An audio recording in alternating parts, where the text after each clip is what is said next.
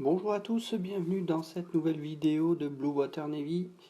Cette fois nous allons jouer le deuxième scénario qui est ici, c'est Ace Mobile and First Convoys en donc 1983. Donc les règles sont ici en anglais, je vais les résumer en français. Vous avez également tous les pions qui sont notés également sur les pages suivantes pour savoir à quel endroit les mettre. Alors dans la version vassal, l'avantage c'est qu'on peut sélectionner justement ce scénario avec tous les pions qui sont déjà disposés sur l'aire de jeu. Ça fait qu'on gagne du temps, on n'a pas besoin de les mettre en place. Donc le scénario, ça va consister pour le joueur OTAN à faire parvenir un convoi qui est ici avec la Task Force Ranger.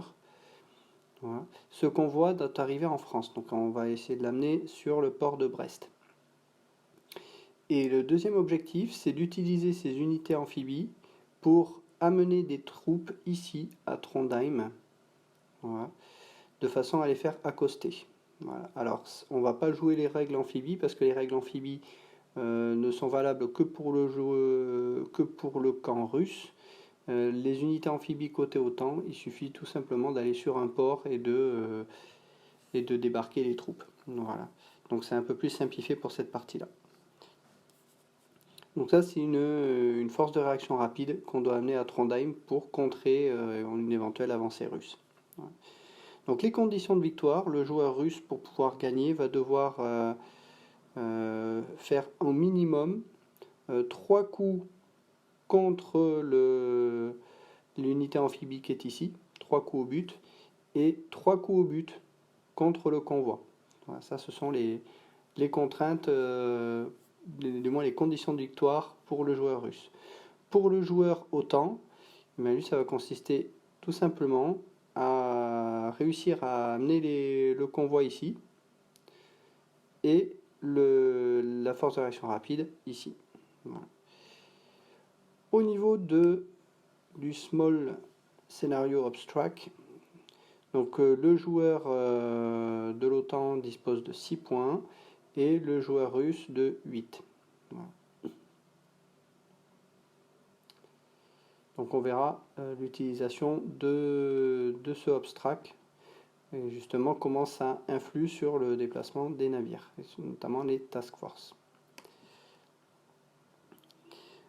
Donc au départ, le joueur côté OTAN a le droit de mettre 2 unités aériennes en patrouille. Alors ça peut être, c'est pas précisé si ça doit être une unité de patrouille maritime ou alors une unité de chasse. Ça n'est pas précisé. Voilà. Bon, on a déjà une unité qui est ici en patrouille. Voilà. On va la laisser parce que c'était pas précisé. Voilà. Donc on va mettre des chasseurs, histoire. Le but c'est d'essayer de bloquer le passage pour les bombardiers. Si jamais ces bombardiers veulent venir attaquer la task force qui est ici, alors là elle est peut-être encore un peu loin. 6. Alors, petite erreur que j'avais fait dans les vidéos précédentes, je comptais le premier point dans la zone où se situe la base. En fait, non. Il faut vraiment compter le premier point sur la zone suivante. Donc, c'est-à-dire que le premier point de déplacement sera ici ou ici. Alors, donc 1, 2, 3, 4. Et les bombardiers ont un rayon d'action de 6, donc ils pourraient très bien venir attaquer la Task Force Ranger. Donc on va essayer de créer déjà un premier rideau avec des chasseurs en patrouille de façon à pouvoir les intercepter et essayer de leur poser souci. Donc les bombardiers peuvent passer par ici, mais ils peuvent passer aussi par là. Donc soit je mets déjà une première unité ici déjà.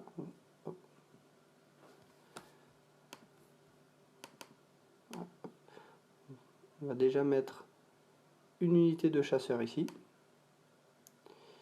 Comme ça, s'ils veulent passer là, ben, au moins ils vont se faire intercepter. Et la deuxième unité, eh bien, on va la mettre un peu plus au nord pour la deuxième. Voilà. On va essayer de bloquer comme ça ces deux passages.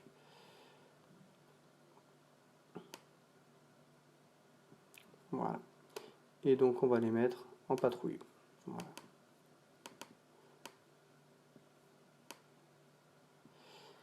Voilà pour les deux premières unités côté OTAN. Ensuite, les Anglais, ils peuvent constituer deux task force. Alors on va zoomer un petit peu pour y voir un peu plus clair. Pourquoi on pourrait disposer ceci en deux task force? On pourrait mettre, donc ici on a le porte-aéronef Illustrious avec ses 6 arrières, qu'on pourrait mettre avec l'Amphibious, et mettre une deuxième task force avec ces unités-là par exemple. Voilà. Alors ce que je vais plutôt essayer de faire, c'est de faire qu'une seule task force. Voilà. On va mettre qu'une task force avec tout ça dedans.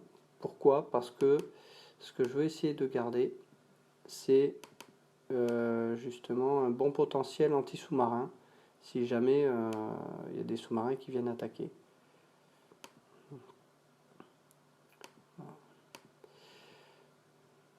Donc toutes ces unités-là, on va les regrouper au sein d'une seule task force. Alors on va y voir la task force en bas.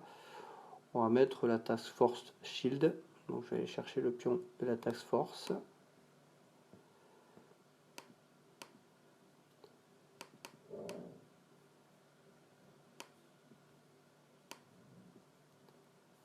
Task force Shield.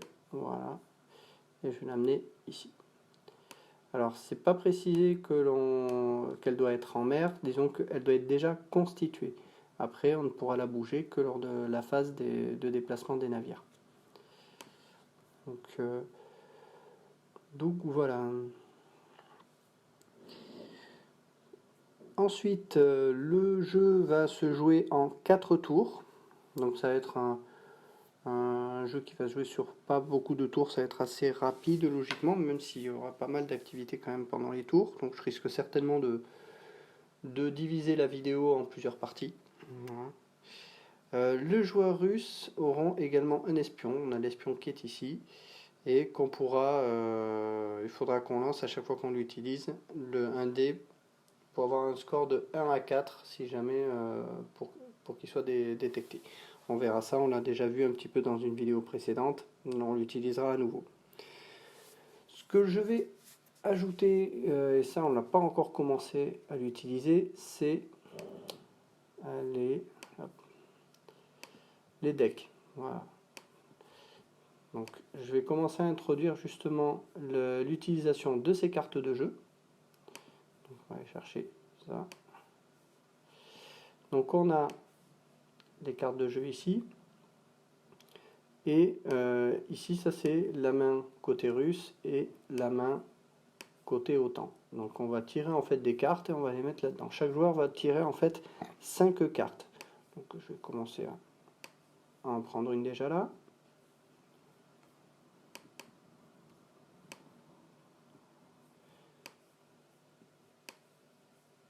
Une deuxième. Une troisième. Quatrième. Et une cinquième. Voilà. Pareil pour le joueur russe qui va tirer plusieurs cartes également.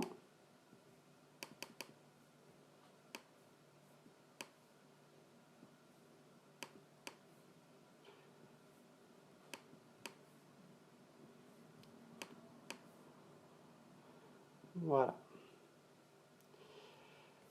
Donc on peut ranger les decks maintenant que les mains sont faites. Et dans ce scénario, on ne va utiliser uniquement que les Reaction Events, c'est-à-dire la partie basse des cartes, qu'on pourra jouer directement comme ceci. On ne jouera pas la partie du haut pour l'instant. On va y aller progressivement avec les cartes. Voilà. Donc voilà qui est fait pour ça. Et autre petit détail concernant le scénario, la partie nord 9-10, donc celle-ci, est interdite aux unités aériennes anglaises. Donc on ne peut pas envoyer des unités, des chasseurs ou des avions de patrouille maritime dans ce coin-là. Voilà, donc j'ai bien fait de mettre les chasseurs ici, pas besoin de les mettre là, on n'aurait pas eu le droit. Donc le but c'est justement d'éviter de couper trop vite la route des bombardiers. Voilà. Donc voilà pour la mise en place. Et bien on va pouvoir à présent se lancer dans le scénario. C'est donc aux joueurs russes de commencer. Alors on va étudier un petit peu ce qu'on peut faire. Ici on a donc des bombardiers, 2 avions de patrouille maritime, ici 2 sous-marins pour essayer d'aller attaquer la task force qui est ici, soit avec ces sous-marins là. Ça serait pas judicieux d'envoyer des avions de patrouille maritime par là parce qu'ils vont se faire intercepter. Donc le fait que le joueur russe ait placé le joueur de l'OTAN ait placé des chasseurs ici, ben, ça nous pose un peu un souci, ça crée une barrière. Donc on va peut-être essayer plutôt d'attaquer ça. Alors on a des sous-marins diesel. Problématique des sous-marins diesel, c'est que ils ne peuvent que soit se déplacer et ensuite ils ne peuvent pas attaquer, ou alors ils peuvent attaquer là où ils sont. C'est un peu le problème par rapport aux sous-marins nucléaires où on peut se déplacer et attaquer ensuite. Ce n'est pas le cas des diesels. Donc ce qu'on va faire, on va laisser le diesel là.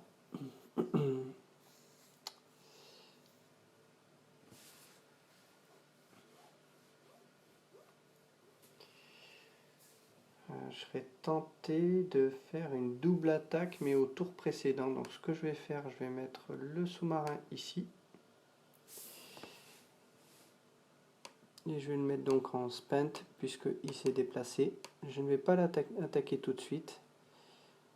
Parce que là on voit que la task force a quand même 1 point pour le convoi en anti-sous-marin et 4 points pour le navire. Ça fait 5D quand même. Tout seul contre notre sous-marin, c'est pas forcément un bon plan. Par contre, attendre le tour suivant, ce serait peut-être mieux. Donc on va faire comme ça. Donc là, on a fait un déplacement d'un sous-marin, ça nous coûte 1 point de déplacement. Donc le joueur russe va déplacer ceci ici. Voilà. Ça nous amène en fait sur la partie ships, ce qui fait que en fait, ça va déclencher au tour suivant le déplacement des task force. Voilà. Ça va être maintenant aux joueurs côté OTAN de jouer. Donc les task force, on dit, elles ne bougent pas encore, elles ne bougent que lorsqu'on a ce pion là qui est sur la partie chips. Donc on va devoir attendre le tour suivant. Mais par contre on peut effectuer d'autres possibilités, essayer d'empêcher des unités aériennes d'aller dans ce coin là, ou même des sous-marins. On peut essayer ça.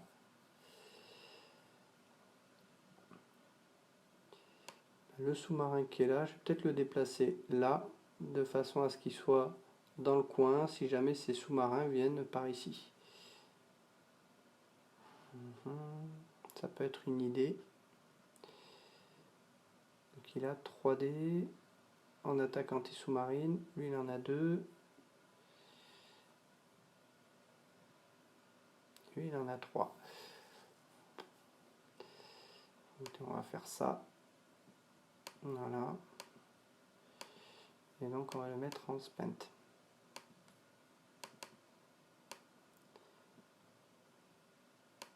Alors, je rappelle, c'est un diesel, donc en fait, il est déjà joué. Ce qui signifie que si ces navires-là se déplacent au tour suivant ici, ben en fait, lui ne pourra pas attaquer, il n'est pas en patrouille. Il ne pourra pas stopper leur attaque. Donc là, on va peut-être pas faire ça plutôt.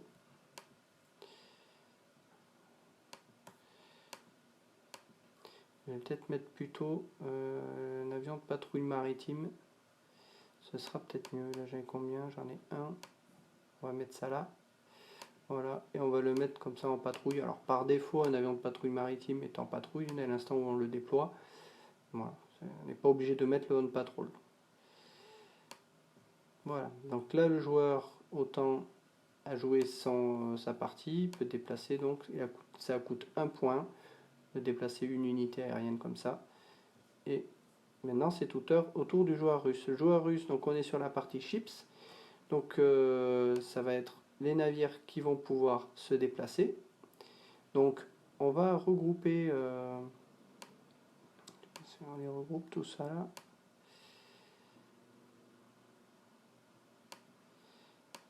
Tous ensemble. Voilà.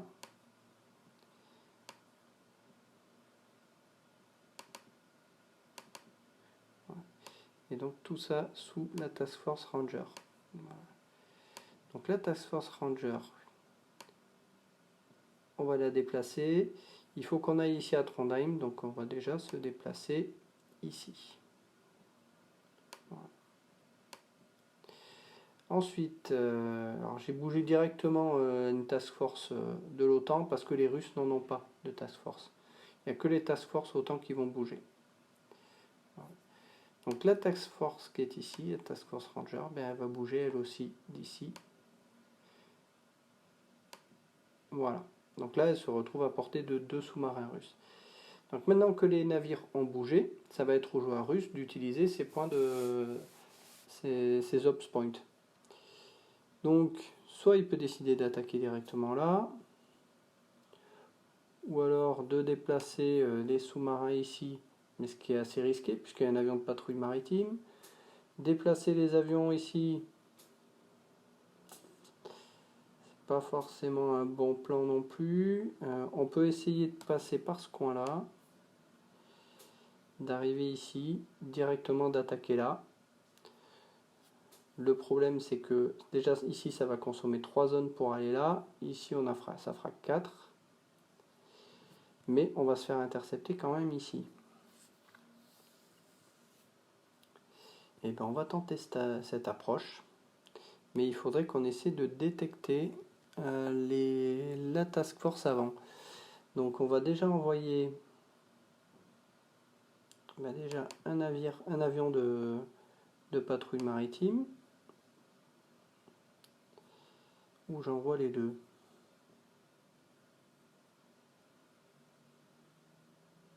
Ce serait quand même bien d'avoir, si on va peut-être faire ça, un avion. Donc on arrive ici, on se déplace de 3, mais on va d'abord avoir une interception à régler. Alors on va regarder un peu les règles. Voilà. Donc on est Fighter versus, alors c'est pas Strike Aircraft, c'est Maritime Patrol. Voilà. Donc on doit lancer le nombre de dés -2 et ajouter le Tactical Value. Donc on est sur le cas ici où, alors c'est le nombre de dés, ce ne sera pas dans ce cas-là.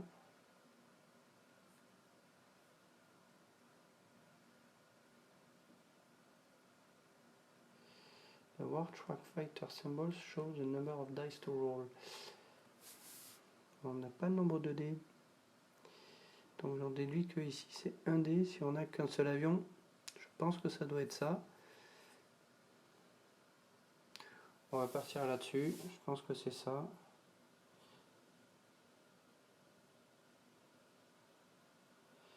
mon avis, le petit symbole d'avion, ça veut dire qu'il n'y a qu'un seul dé. Je vais vérifier quand même ça.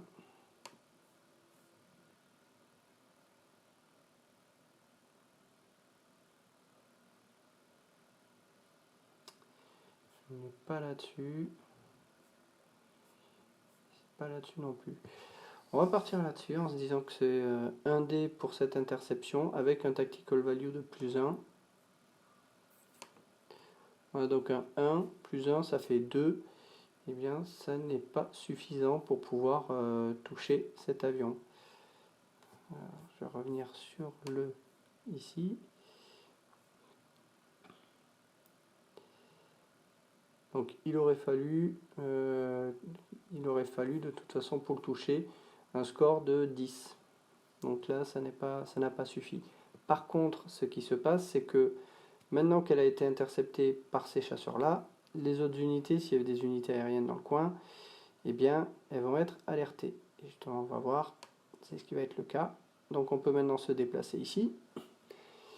Mais on ne va pas faire la recherche tout de suite. Pourquoi? Parce que le porte-avions est équipé ici de arrière qui peuvent effectuer l'interception. Donc ils vont tenter d'abord de faire l'interception de l'avion de patrouille maritime. Et donc ça, ils vont lancer 2 dés pour l'empêcher. Alors je vais vérifier ça.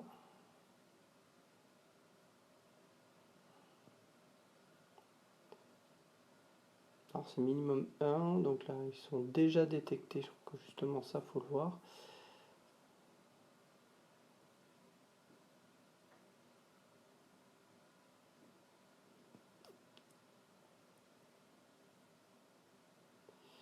pas dans le cas des strike aircraft, non, ici, donc j'aurais peut-être pas dû l'appliquer sur le premier, ça m'étonne un peu. Alors, donc on va appliquer cette partie-là. Donc on a le droit à le nombre de dés, -2, mais avec un minimum de 1. Donc ça, c'est contre la patrouille du porte-avions.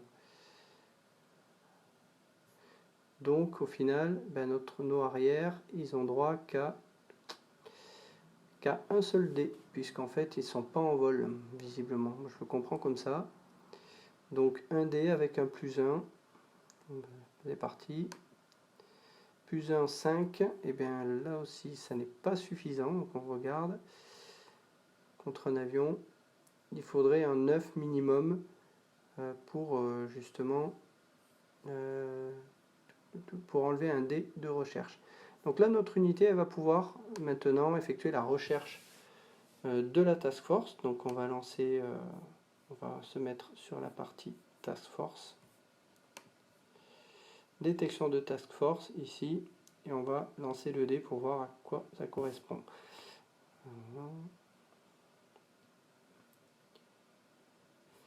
Alors c'est parti, donc on a le droit à 2 dés. On a un 6 et un 10, c'est intéressant. Alors, le 6, c'est déjà un pour detection, donc on peut déjà mettre un pour detection dessus.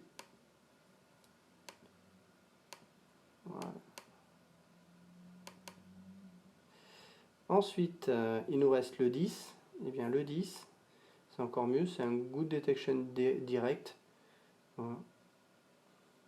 Alors ce que j'ai pas mis, c'est que en fait on peut révéler, là on va pas le révéler parce qu'on les connaît, hein, mais sinon le joueur de l'OTAN, vu qu'on a en pour detection, il aurait dû déjà dévoiler l'amphibie et les scies arrière. Voilà. Donc on va augmenter, donc du fait du 10, on va passer en good detection, et là ça va donner on n'a pas introduit la météo, on n'est pas considéré, le Orsat on n'en a pas non plus. Et bien vu qu'on va passer en good detection, ben, on va pouvoir révéler la totalité de la task force. Donc là c'est plutôt un bon rapport. Donc on a bien augmenté la détection, on peut ramener notre unité à la base. Move et en sprint. Voilà. Vu qu'on a augmenté le niveau de détection de la task force, alors ce que je vais faire, je vais aussi, on a consommé quand même un point du fait d'utiliser cet avion de patrouille maritime. Et donc on va pouvoir continuer à jouer, vu qu'on a amélioré la détection, on peut continuer à jouer côté russe. Et bien les Russes, ce qu'on va tenter de faire, et bien c'est justement de lancer un raid contre cette task force. Alors on va repasser par là, on va forcément être à nouveau intercepté. Donc on va lancer un dé pour la défense, qui est un 1, +1 pour le tactical value des F-16 qui sont là. Eh bien on n'a pas d'impact. Donc on poursuit. Donc là par contre cette fois, on va en commander dans le cadre d'un strike. Je vais me revenir sur les infos des task force. C'était laquelle? C'était ici, ouais. C'était ça. Là.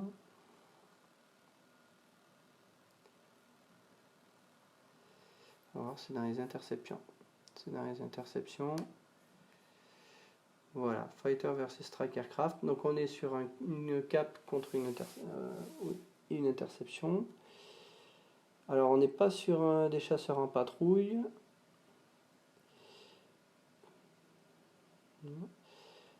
Par contre cap spent, ça on va pouvoir le laisser. Détecté par des intercepteurs. Donc les arrières vont avoir un dé de plus. Donc ils vont être à 3D. Et puis le reste on n'est pas concerné. Donc on va pouvoir lancer 3D contre les deux unités de bombardier. On va avoir un 4, 8 et 9, sachant que les arrières ont un +1, ce qui va nous donner un 5, 9, 10.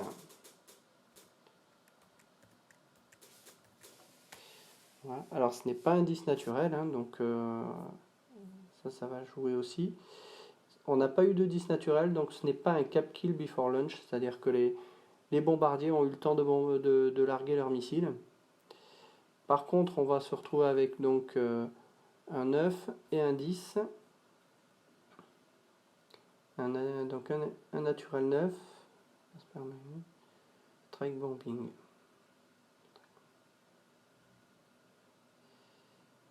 C'est comme un N10 si c'est un strike bombing.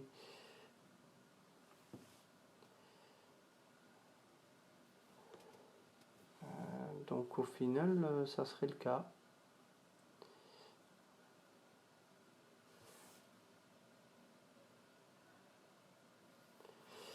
Donc vu que c'est comme un N10, mais par contre les missiles ont pu être tirés, donc il y a un step loss, et donc comme ce n'est pas un natural 10, c'est le joueur russe qui va décider de le donner à cette unité, par exemple. Voilà. On va zoomer un peu pour y voir. Voilà. Donc il y a cette unité qui a pris donc un natural 9, donc ça a donné un step loss. Par contre, le 9 qu'on obtient derrière, ça n'est pas un 9 naturel, donc ça n'a pas d'impact. Voilà.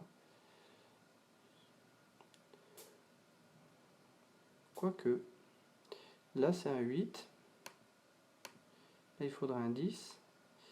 Ben non, en fait, ce qu'on va faire,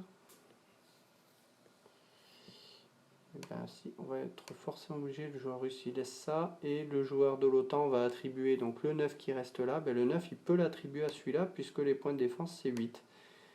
Donc cette unité est également touchée. Par contre, ils ont eu le temps de tirer leurs missiles. Donc au final, si on rezoome, on était sur 3 dé... Ah non, je ne pouvais pas l'utiliser lui. Puisqu'il n'a que 3 points de déplacement. Et les 3 points de déplacement, il ne pouvait pas aller plus loin. Donc en fait, ceux-là, je ne peux pas les utiliser pour aller aussi loin. Vu qu'ils ont utilisé les 3 points ici, ils ne peuvent pas aller plus loin. Donc on passe. Donc on n'a plus que cette unité là en fait qui pouvait se déplacer là, qui a pu tirer donc ces 6 missiles. Donc on va aller sur les missiles ici. Donc on est sur des missiles comme ça, 6. Voilà. On revient. Voilà. Par contre, voilà, intercepteur. Donc si on a une good detection sur le porte-avions qu'on tire, on peut faire un 6+. Donc là c'est intéressant. Donc on va essayer justement d'empêcher ce coup au but que j'ai mis là avec un 6+. Ça n'a pas marché. Donc on conserve le coup au but sur cette unité là. Et bien on va pouvoir maintenant s'affairer aux missiles. On a donc 6 missiles qui sont en route. On est donc dans la partie qui est ici entre 6 et 10. Et donc la task force peut tirer jusqu'à 8 SAM. Encore faut-il qu'elle en ait 8. On va voir. 4, 5, 6. Et bien il y en a 6. Elle pourra tirer que 6 SAM. Donc 1 SAM par missile. Voilà. Task force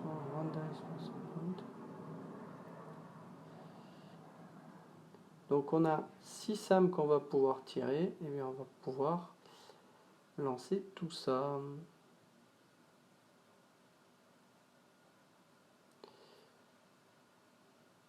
Alors on n'est pas sur ça non plus. Les DRM ne s'appliqueront pas, donc on va lancer nos 6 dés. Voilà, donc si c'est entre 1 et 2, eh bien c'est raté. Eh bien on n'en a pas, donc en fait tous les SAM visiblement vont toucher.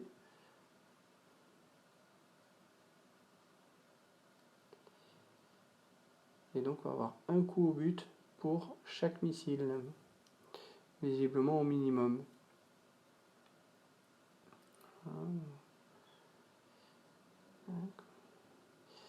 au final, vu que tous les SAM ont réussi à avoir un coup au but, et bien en fait, il n'y a aucun missile qui est arrivé jusqu'à la Task Force. Donc le raid n'a rien donné.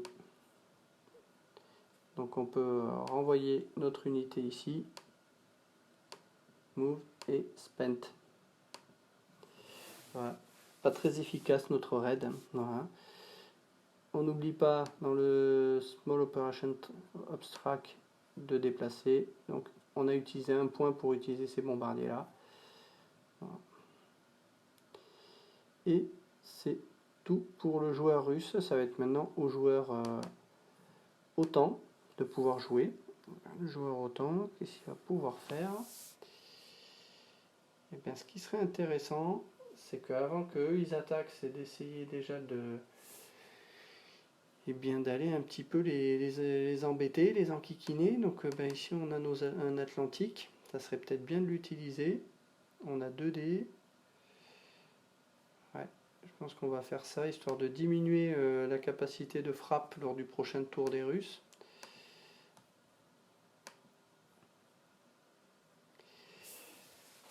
Donc on a deux dés que l'on peut lancer contre les sous-marins. On peut aller regarder les attaques.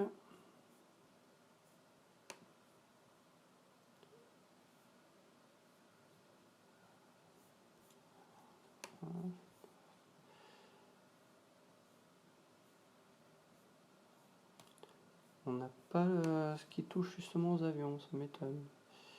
Voilà, ça doit être ça. Voilà, c'est ça. Alors, on va lancer donc nos 2 dés. Hein.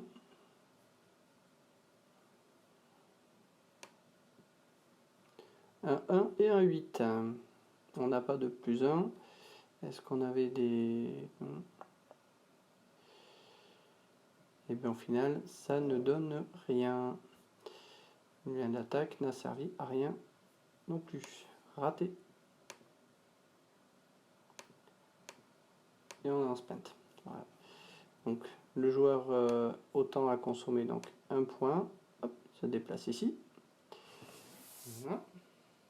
Au joueur russe, le joueur russe, il va essayer. Alors on ne peut pas utiliser celui-là parce qu'il est en spent. Par contre, on peut essayer celui-ci. Mais en face, il y a quand même...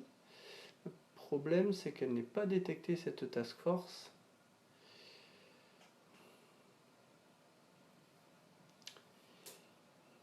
Il faut qu'elle soit au minimum détectée, je ne peux pas l'attaquer en fait.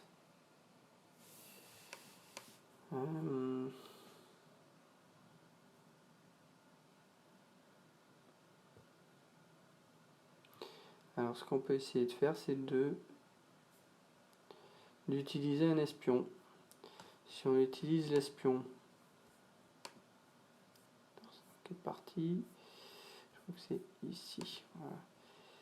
On peut passer un pour detection sur une task force. Et bien on va faire ça. On va utiliser notre espion et on va mettre une pour detection ici. Voilà. Sauf que comme on a utilisé l'espion, il va falloir lancer et voir si on fait un score de 1 entre 1 et 4. Si on fait entre 1 et 4, notre espion est perdu. Ça va, on a fait un 9. On pourra réutiliser l'espion plus tard. Donc on est sur un pour detection. Est-ce qu'on va pouvoir maintenant, avec notre sous-marin, attaquer la task force?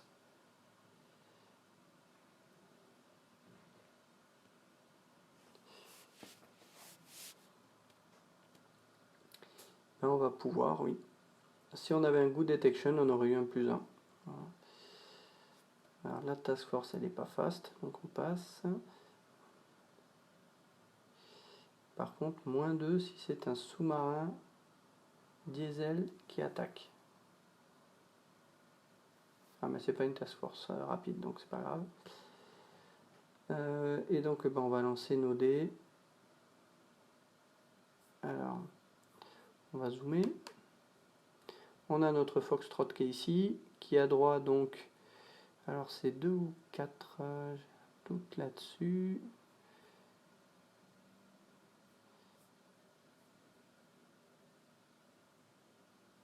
Anti-surface dice, ouais, donc il faut aller chercher la partie anti-surface, donc le chiffre bleu sur fond blanc. Donc le chiffre bleu sur fond blanc, c'est 4. On a droit à 4 dés, c'est pas mal ça. Hop, et hop. Donc 2, 4, 9, 5. Qu'est-ce que ça va donner?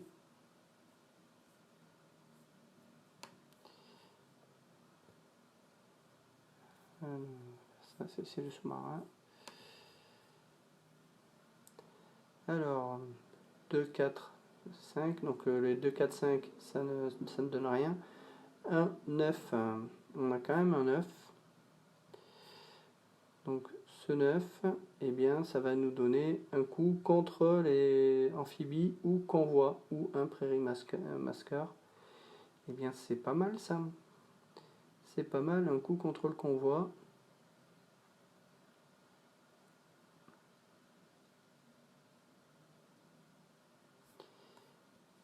C'est pas mal, donc on va prendre le convoi. On va lui mettre un coup au but. Voilà, ce qui est pas trop mal. Il s'en sort plutôt bien. Il aurait pu mieux faire, mais c'est pas mal. Voilà. Alors par contre, j'ai pas tenu compte. Ouais. La task force.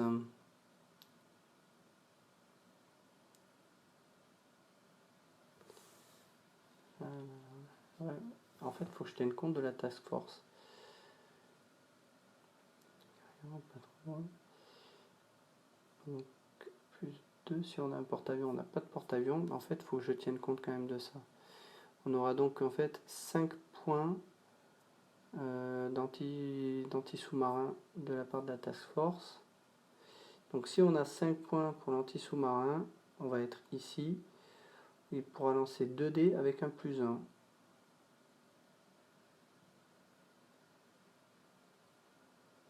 Et donc s'il fait un score de 8 et plus, il pourra retirer l'attaque du sous-marin. On va tenter ça. Donc la task force essaie de se défendre. Donc 2 plus 1. 2 dés. 1 et 1 plus 1, ça fait 2 et 2. Eh bien, ce n'est pas suffisant. Il aurait fallu, à quoique, d'où task force en heure.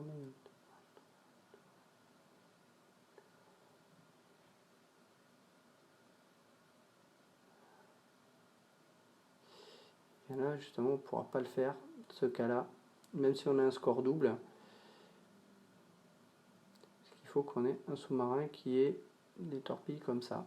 Enfin, un des navires qui ait des torpilles comme ça. Or, comme c'est des navires de l'OTAN, ils n'ont pas ce genre de torpilles. Donc, il n'arrive pas à échapper au final au coup au but. Donc, on maintient le coup au but sur le convoi.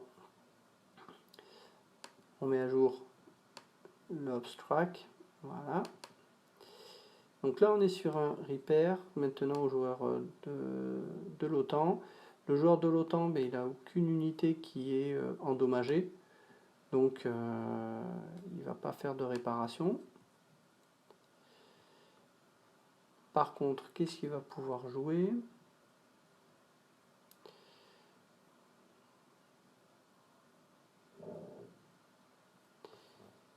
Eh bien, il peut peut-être essayer justement cette fois d'attaquer.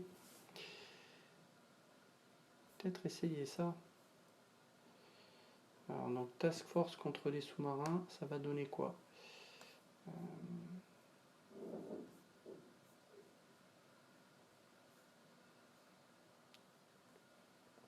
Force.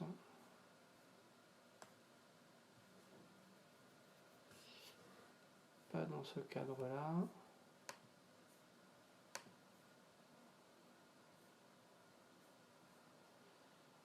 On va être là-dessus, hein, je pense. On va lancer le nombre de dés que l'on a. By task force, voilà.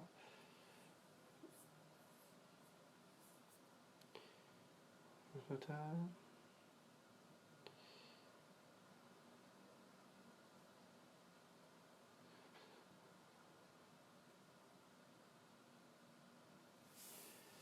Une task force peut chercher les sous-marins au lieu de se déplacer, mais c'est déjà déplacé.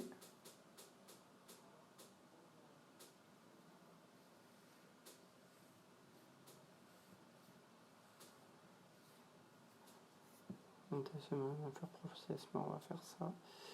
Donc on va faire la chasse au sous-marin avec cette unité là. Pas sûr d'avoir complètement juste, mais bon. Donc on a 5 dés. 5 dés. Hop, et 2. Donc on a 2, 4, 8, 1, 8. Alors combien il fait celui-là? 9. Ben, en fait, aucun des dés n'est suffisant pour toucher. Les sous-marins, il faudrait un score de 9. Donc au final, la task force, ça n'a servi à rien. Je vais mettre un marqueur spent. Voilà. Hop. Donc ça c'est fait. Donc on a utilisé 2 navires qui sont là. Donc ça fait, on va dire, ça va faire un point par navire. Donc ça fait 2 points. Donc le joueur autant, il se déplace ici. Voilà. Ça va être maintenant au joueur russe. Ben, le joueur russe, il n'a plus trop d'opportunités, si ce n'est de déplacer ces 2 sous-marins. Mais les mettre ici, ça serait les exposer.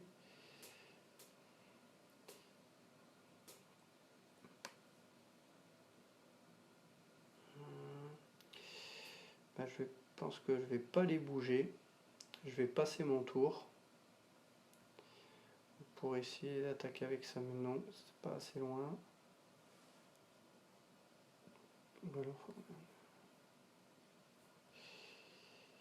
Non, ben, je vais passer mon tour. Ça sert à rien que je dépense des points pour mettre des unités dans la gueule du loup. Donc le joueur russe passe son tour, ça va être au joueur autant de jouer. Le joueur autant, ben, qu'est-ce qu'il va essayer de faire? Lui aussi, il n'a plus trop de solutions. Hein.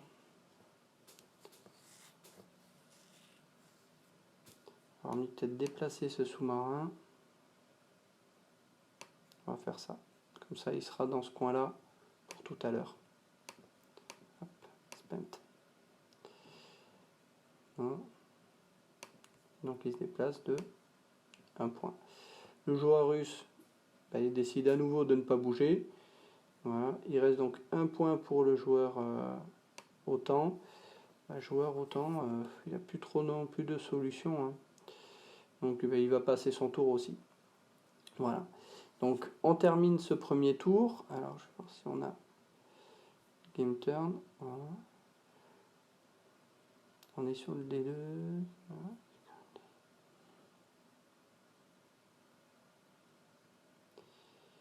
Donc on est sur le jour 3. On va passer au jour 4. Voilà. Donc on va terminer ce tour là. Je vais enlever tous les spent pour préparer le deuxième tour. Voilà. Donc là maintenant on est prêt à jouer le deuxième tour. Je vais en rester là pour cette première partie. Et donc on fera la partie suivante dans une prochaine vidéo. À bientôt.